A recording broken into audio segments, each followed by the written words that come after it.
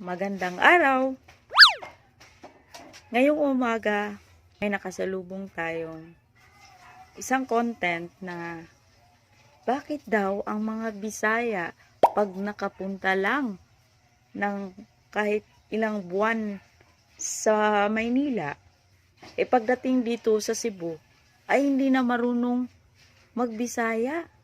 Nope. Nagtatagalog na sila. Wow! Ako nga, alam nyo, ako nga, hindi ako nakapunta pa doon. Nagtatagalog na nga ako. Alam nyo ba kung bakit? Tinatagalog ko po ito. Kasi bilang isang content creator, hindi lahat po ng manunood sa ating video ay mga Bisaya. Opo.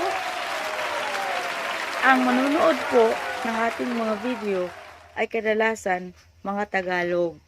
So para naman maintindihan nila, tatagalogin natin.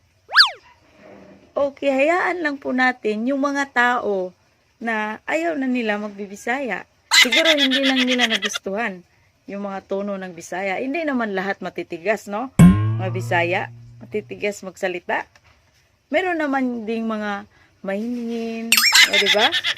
So, huwag lang natin pakialaman sila, guys. Choice nila yun.